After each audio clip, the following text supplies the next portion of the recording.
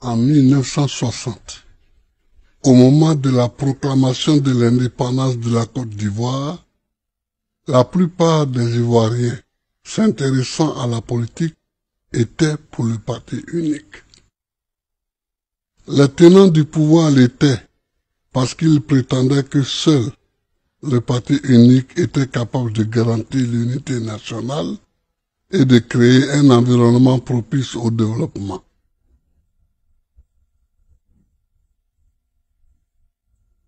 Nous savons ce qu'il en est devenu.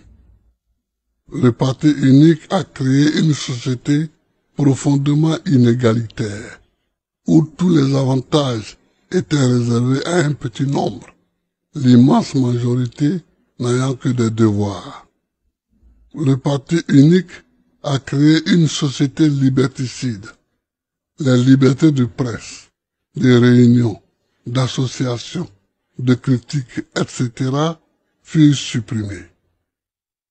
Dès l'aube de l'indépendance, tous ceux qui étaient soupçonnés d'opposition, ou même simplement de tiédeur vis-à-vis du pouvoir, furent pourchassés.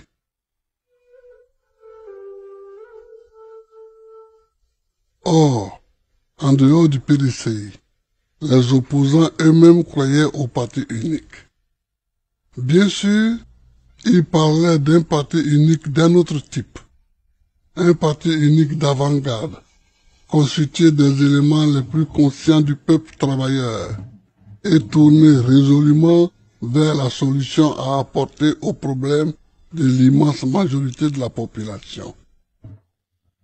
Oui, nous étions tous pour le parti unique, même si le parti que nous rêvions de construire était dans ses objectifs opposé radicalement au PDC.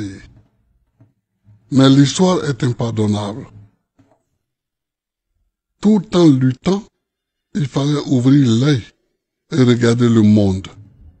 Il fallait étudier les évolutions des différents pays ayant opté pour le parti unique. Le Ghana, la Guinée, le Mali, l'Algérie, la Chine, l'Albanie, le Vietnam, Cuba, l'Union soviétique, etc. Voilà autant de pays qui nous servaient de référence, mais qui en même temps échouaient visiblement dans la promotion des libertés individuelles et collectives. Ce que ces pays avaient en commun avec la Côte d'Ivoire, ce n'était pas l'idéologie, loin s'en faut, c'était le parti unique, tout simplement.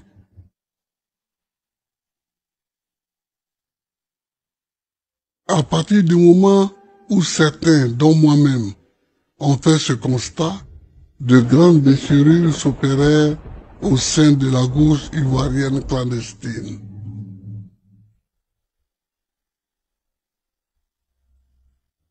Certains de nos camarades estimaient que ce qui était en cause, c'était d'abord et avant tout l'orientation idéologique du parti unique. D'autres, issus de ceux-là, pensèrent que le principal problème était la notion même de parti unique. Je pensais, et je continue de le penser, que tout parti unique sécrète les mêmes comportements, quelle que soit l'idéologie véhiculée par ce parti. Mon point de vue est qu'à l'est ou à l'ouest, au nord comme au sud, le parti unique est liberticide. Il est dangereux pour les peuples et pour les nations. Aussi, à partir de 1980, un certain nombre d'amis et moi-même avons opté résolument pour une lutte se donnant 4 objectifs. La conquête du multipartisme, la conquête de la démocratie, la conquête du pouvoir d'État, la capacité à gérer les affaires du pays.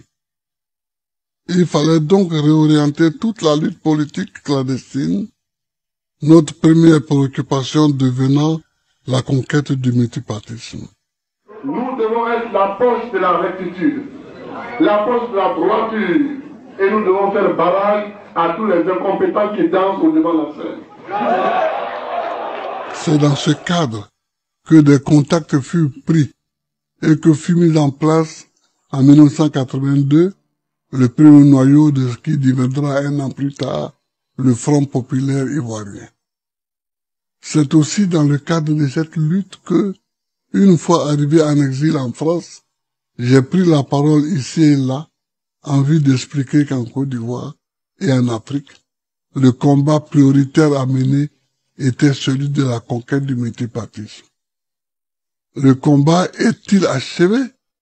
Bien sûr que non. Si nous avions conquis le multipartisme en 1990, la démocratie et le pouvoir d'État en 2000, nous n'avons cessé d'être combattus.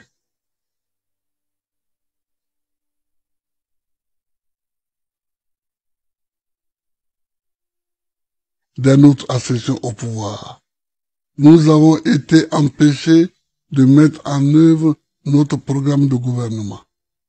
Depuis que le pouvoir d'État nous a été enlevé, nous n'avons pu que remarquer le recul de la démocratie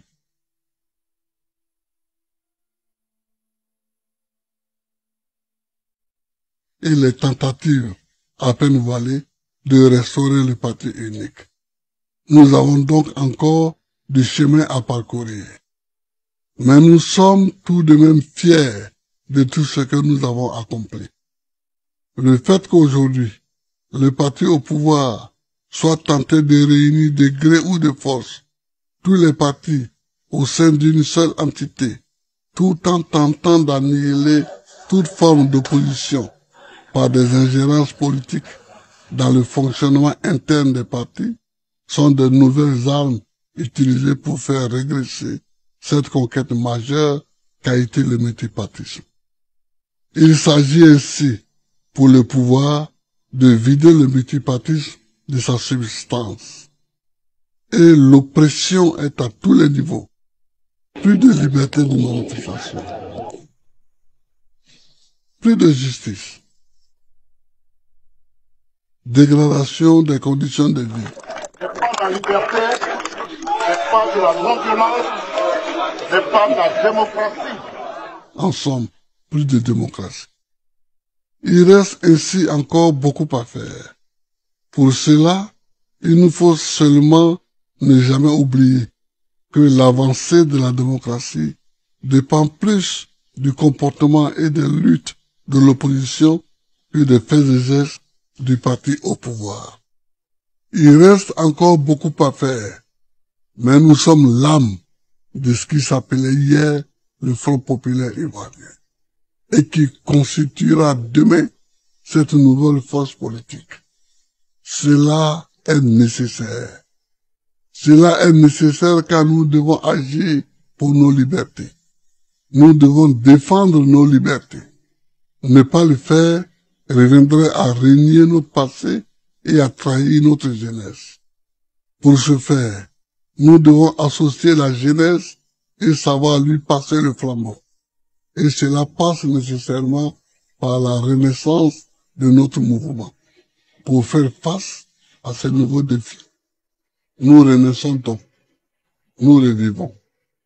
Nous sommes le mouvement de tous les combats à mener. Nous sommes le mouvement au service de l'Afrique. Nous sommes le mouvement de l'espoir. Nous sommes le mouvement du renouveau. La liberté vaincra, en avant.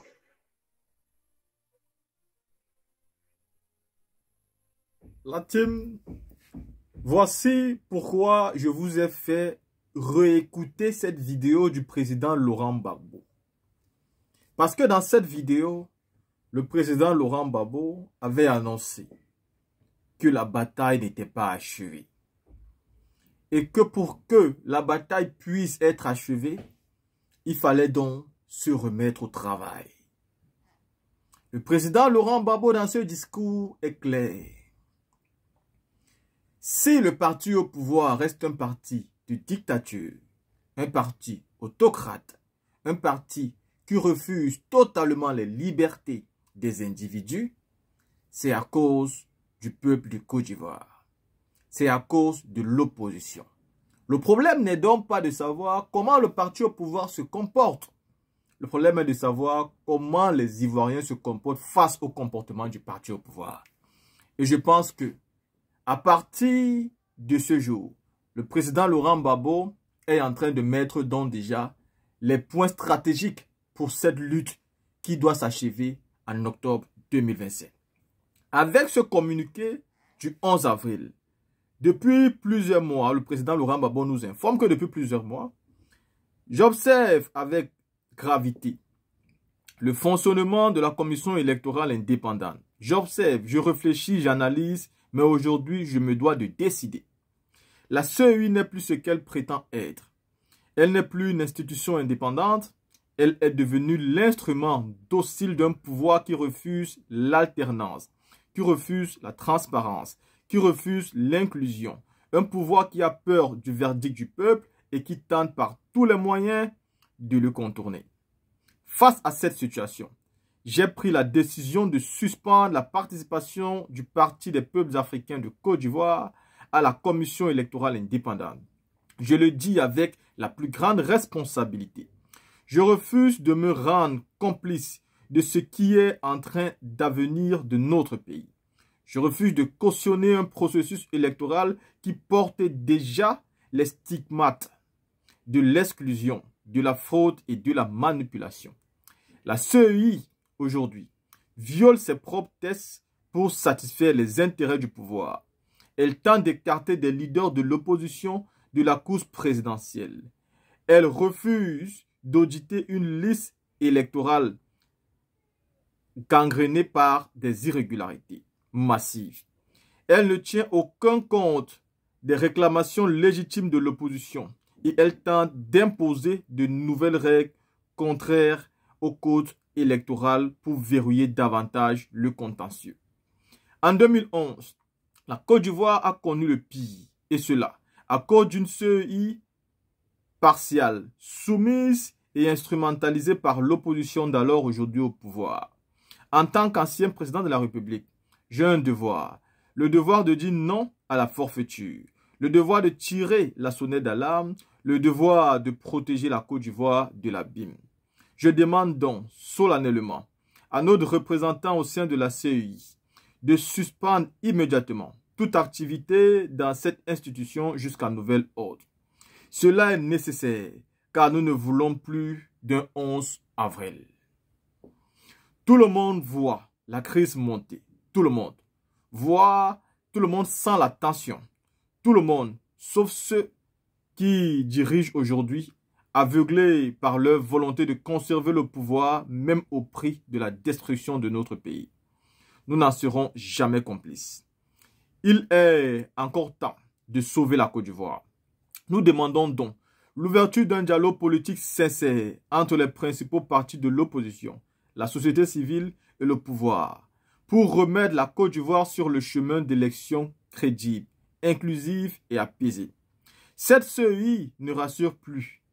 Elle est discréditée, elle est disqualifiée et il faut dire avec fermeté, avec responsabilité, avec foi en l'avenir, la Côte d'Ivoire mérite mieux, la démocratie mérite mieux et le peuple ivoirien, lui, mérite le pouvoir, mérite de pouvoir choisir librement ses dirigeants. La team avait ce communiqué signé par le président Laurent Gbagbo lui-même. Une décision importante a été prise.